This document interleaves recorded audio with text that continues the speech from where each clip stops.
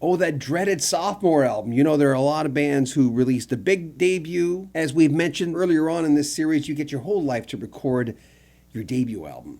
You know, you might be in your late teens, early 20s, but every life experience, even though you're young at the time, goes into crunching, putting everything into that debut album. And then you usually have maybe a year to record the second one, if the first one's successful. For Loverboy, their sophomore was Get Lucky, the big one.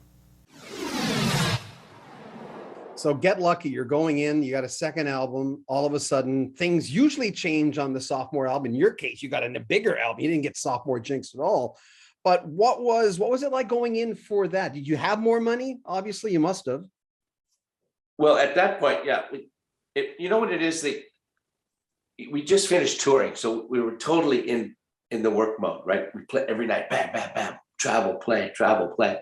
We came home and only took about a week off before we jumped back in the studio, and we switched studios because we made Little Mountain Studios very famous from the first album. We made it so famous that we couldn't even book any time in there, so we went to a different studio, which turns out to be a lot of fun. It was Mushroom Studios, where Heart recorded a lot of all their stuff, and Doucette and all these bands, Chilliwack, they all recorded there.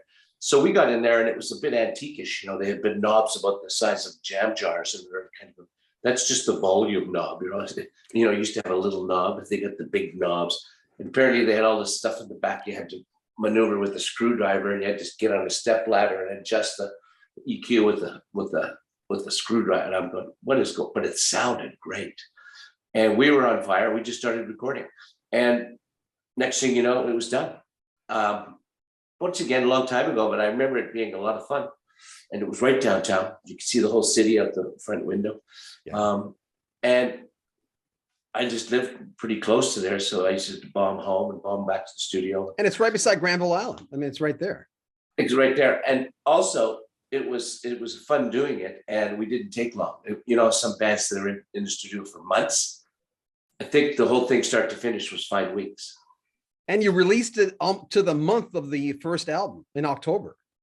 You see, you know more than me. That's so long ago, I don't even remember. Yeah. I do remember that I thought it was a very strong album. And then I took off on a little holiday somewhere. I knew we were going to be busy because I could feel the songs are really good. You listen back to them and you go, oh, this is going to be great. And, you never really know, but I figured, it'd be a pretty big album. It turned out probably to be our biggest album. Last time we chatted, you said that you said at the time, I don't know, maybe things have changed, but it's been quite a few years, that you'd love to get Ann Wilson to sing Almost Paradise. She's solo now. Her and Nancy, they're doing their own thing, both versions of Heart. Have you sang with her since then? No, she's a bit afraid. I don't know. Every time I see her, she kind of turns and walks the other way. I don't know. We never had a bad thing happen. I think she's just a little bit embarrassed because she really didn't, do very good business-wise on that song. She never really followed through with the business end of the, when you do a big song for a big movie, you got to take care of business, and you got to fill out the contracts. I don't think she ever did, and she probably feels really embarrassed for it. But whatever her excuse is, we haven't sung together.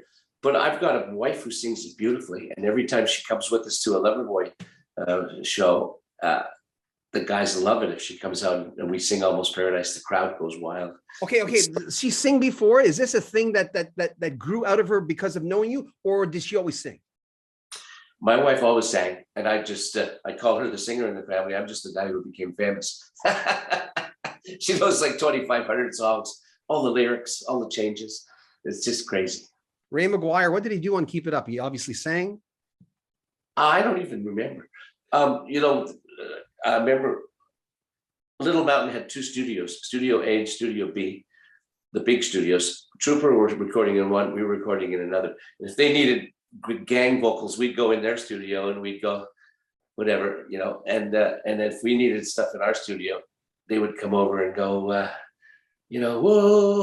whoa, whoa. And we try to get people, whoever was around. There'd be road crew, tape operators, secretaries, whoever was around. You jump in the room, and it's hard to remember who it was because it just happened willy-nilly. It wasn't a plan.